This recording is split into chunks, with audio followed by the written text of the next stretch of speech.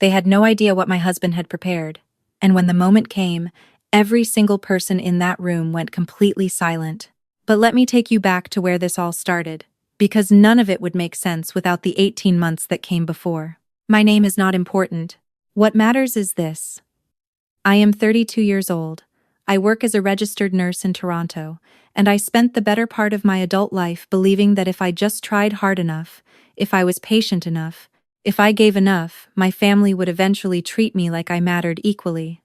That belief cost me more than I can calculate. But eventually, with the help of my husband and a very sharp family lawyer, we got something close to justice. And the number at the end of this story is one I want you to remember. My husband's name is Mark. We met at a hospital fundraiser 6 years ago. He is a civil engineer, quiet in the way that means he listens before he speaks, steady in the way that means when he says he will do something, it gets done. When he proposed to me on a Thursday evening in November, in our kitchen, with no audience and no Instagram plan, I said yes before he had finished the sentence. We set our wedding date 18 months out, June 14th, a Saturday. We booked the venue, a heritage property outside of Niagara-on-the-Lake, paid the deposit, sent save the dates, and told every single member of both our families that same week. I called my mother personally. I called my father. I even texted my younger brother, Ryan, who at 28 years old, still lived in my parents' house in Mississauga and treated every family occasion like an inconvenience designed specifically to interrupt his life. Everyone acknowledged the date.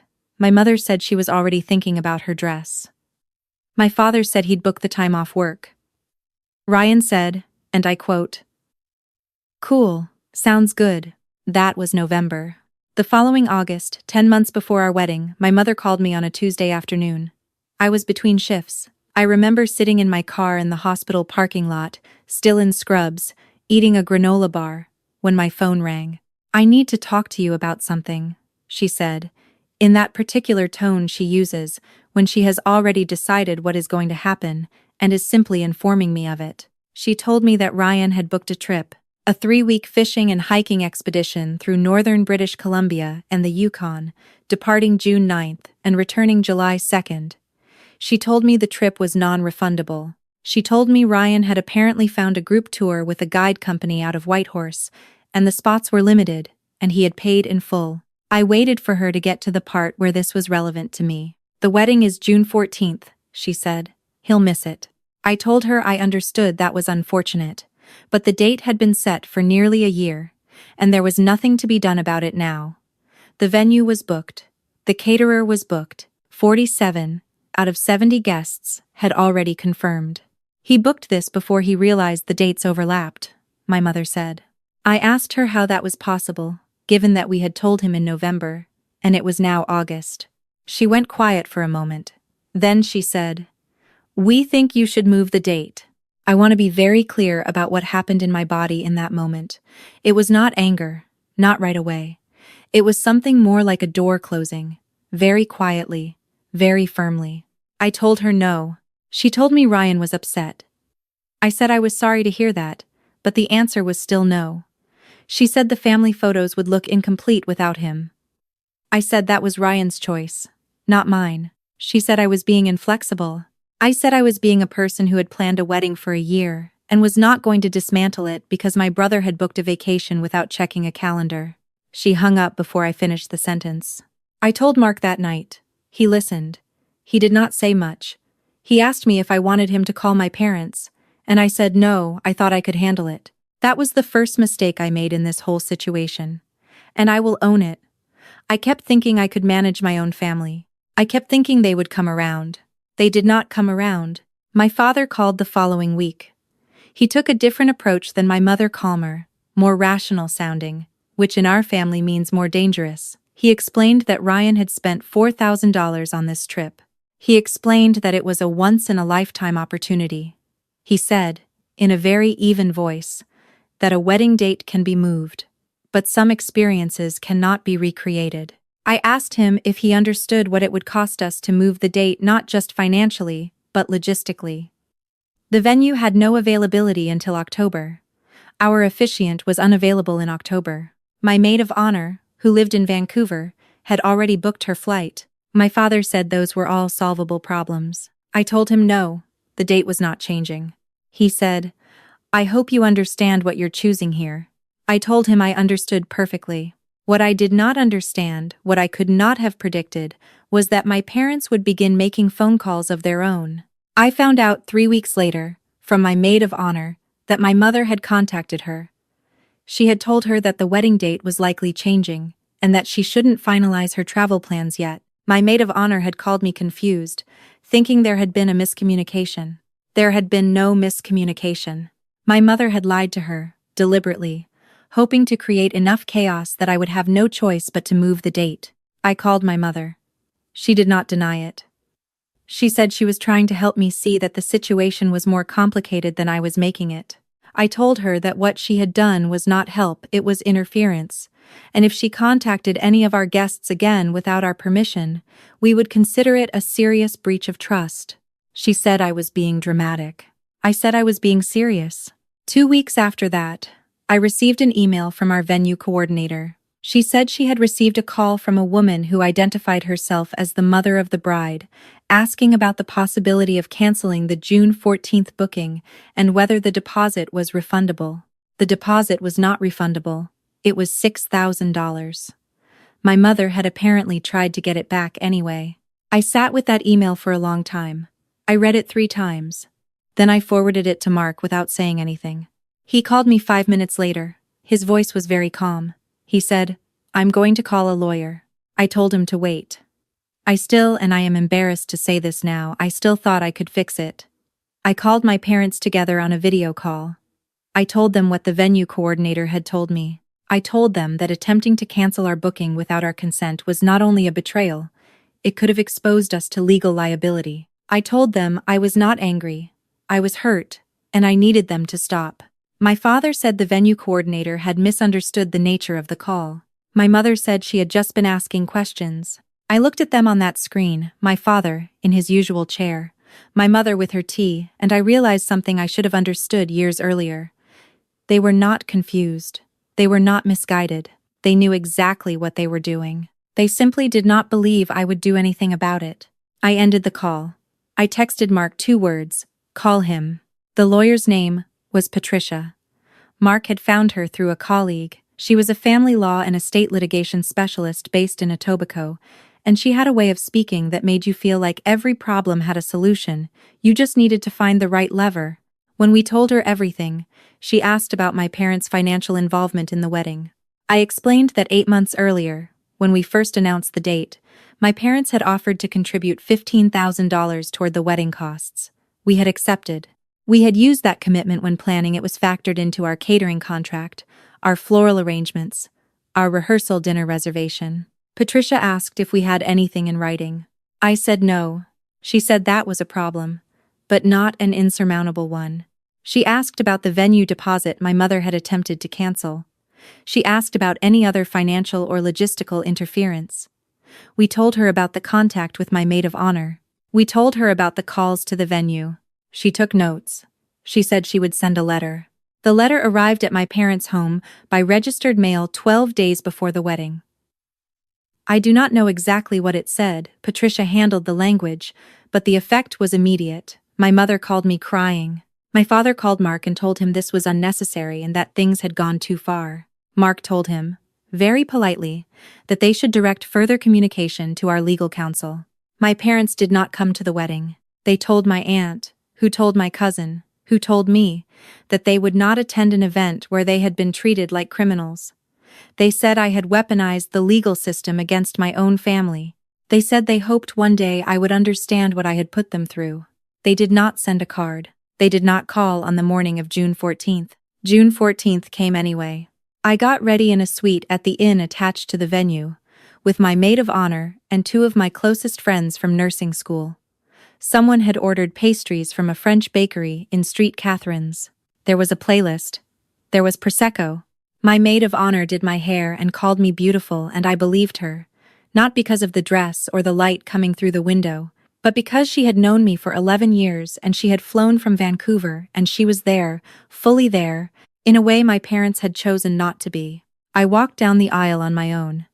That had been Mark's idea, actually. He had suggested it weeks earlier, quietly, without making it a statement about my parents, just framing it as an option. "You could walk alone," he said. "It's your walk. It should feel like yours."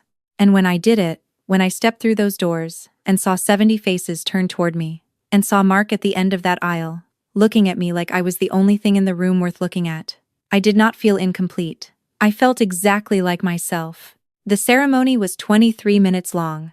The officiant was a woman who had known Mark's family for decades, and she spoke about commitment in a way that had nothing to do with romance and everything to do with choice. About choosing, every single day, to show up, to be present, to prioritize the person you promised. I did not cry during the ceremony. I thought I would, but I didn't. I cried at the reception. We were about 40 minutes in, just past the first course, when Mark stood up. I did not know he was going to do this. He had not told me. He picked up his glass and he waited for the room to quiet, and then he said he had something he wanted to share. He talked about the 18 months leading up to that day. He did not name my parents. He did not say anything cruel or specific, but he talked about what he had watched me go through, the phone calls, the interference, the attempts to unravel something we had built together, and he said that what he had seen in that process was not weakness, but the clearest demonstration of character he had ever witnessed in another person. He said I had been asked, repeatedly, to make myself smaller so that someone else would be more comfortable, and I had refused. Every single time, I had refused. He said that was the person he was marrying, someone who knew exactly what she deserved and would not accept less. The room was completely silent. Then my aunt, my father's older sister, who had driven from Hamilton and sat in the front row and cried through the entire ceremony, started clapping, and then everyone else did. I could not speak for about 30 seconds. Mark sat down and took my hand, and I just held on to it. The rest of the night was exactly what a wedding should be. People danced. My nursing school friends gave a toast that was equal parts sincere and deeply embarrassing. The catering was exceptional butter chicken from a Mississauga caterer my maid of honor had recommended, alongside a traditional roast, because we had wanted both. The cake was lemon with elderflower. We ran out of the signature cocktail by 9 o'clock and nobody cared. My brother Ryan did not attend the wedding. He was somewhere between Fort Nelson and Watson Lake, according to the vague update he posted on Instagram 3 days later. He tagged the scenic location. He did not mention the date. In the weeks after the wedding, my parents reached out twice. The first time was a voicemail from my mother, saying she missed me and wanted to talk. I listened to it, and then I sat with it for several days. The second time was a text from my father asking if we could have dinner, that he wanted to explain his perspective. I did not respond to either. This is the part where I think people expect me to say I was tempted, that I almost called back, that some part of me still needed them. And I want to be honest. Yes, there was a version of me that wanted very badly to pick up the phone, to hear my mother's voice say something that would make all of it make sense, that would give me a reason to fold. That version of me had been trained over 32 years to reach for their approval even when they had done nothing to deserve it. But I had Mark, and I had Patricia. Patricia, it turned out, was not done. In the weeks after the wedding, she had continued working on our behalf. She had documented the interference, the contact with the venue, the contact with my maid of honor, the registered communications, and she had built a case around the $15,000 contribution my parents had promised and subsequently withdrawn as leverage. In Ontario, a verbal promise paired with reasonable reliance and demonstrable financial harm can, under certain circumstances, form the basis of a promissory estoppel claim. Patricia explained this to us in terms I could follow. We had relied on that $15,000 commitment when entering contracts. When my parents withdrew it, not because their financial circumstances had changed, but as a form of coercion, we had suffered real, quantifiable losses. The mediation took place in September, in a boardroom in downtown Toronto. My parents attended with their own lawyer, a man who looked deeply tired before the session even started. Mark and I sat on one side of the table with Patricia. My parents sat on the other side. It was the first time I had seen them since before the wedding. My mother looked like she had aged. My father looked like he was waiting for this to be over. Patricia presented the documentation. the venue coordinator's email, the records of contact with our guests, the catering contract we had signed in reliance on their promised contribution, the additional costs we had incurred when their withdrawal forced us to restructure our budget 6 weeks before the event. My parents' lawyer offered a settlement midway through the session. It was not enough. Patricia said no. We went back and forth for 2 hours.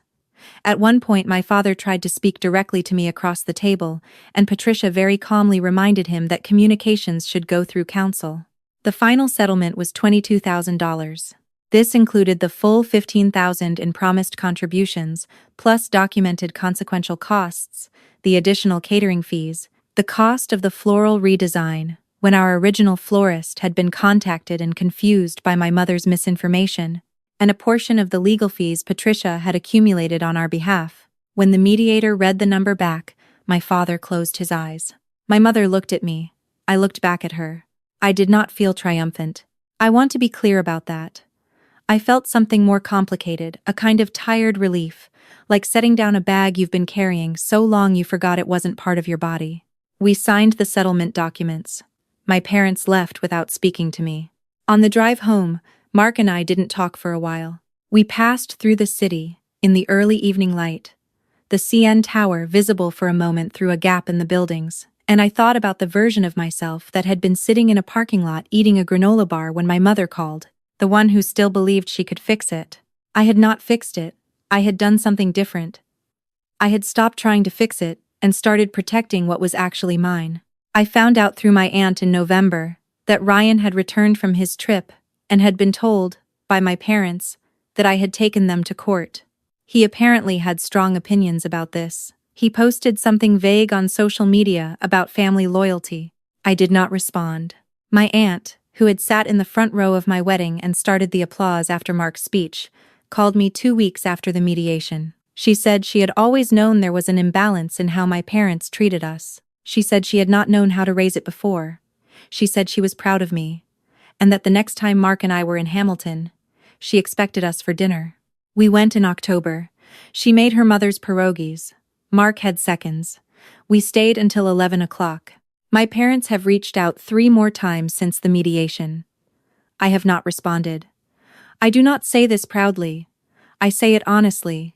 There may come a time when I am ready to have a conversation, a real one, with an acknowledgement of what happened, with something that looks like accountability, but that time has not come yet. I will not reach for their approval again simply because the silence is uncomfortable. I learned, at 32, that discomfort is not the same as damage. I can sit with the silence and not mistake it for something I need to fix. Mark and I moved into our first house, in March of the following year, a semi-detached in East Toronto, close enough to the Danforth that we can walk to our favorite coffee shop, far enough from Mississauga that the distance feels real in a way that helps me. We spent the first weekend painting the living room a color called Heritage Cream that looked beige on the swatch and turned almost gold in the afternoon light. On the day we got the keys, Mark put them in my hand and he said, "This one's yours." And it was. It completely was. I think about what I would say to the version of myself in that parking lot, still on the phone with my mother, still hoping to be reasonable enough, accommodating enough, small enough to make the problem go away. I would tell her, the problem is not yours to solve. The problem is that you have spent your whole life believing that if you just adjusted enough, they would finally see you clearly. They do see you clearly. That is why they keep asking you to shrink. Stop shrinking. You are going to plan the most beautiful wedding. You are going to walk down that aisle on your own, and it is going to feel like the truest thing you have ever done. Your husband is going to stand up in front of 70 people and say things about you that make the room go quiet. Your aunt is going to start clapping. And afterward, when the invoice is settled, and the paperwork is signed, and the room is empty, you are going to drive home through your city in the evening light, and you are going to feel not happy exactly, not yet, but something underneath happiness, something more durable. You are going to feel like someone who knows exactly what she is worth, and you are not going to apologize for it.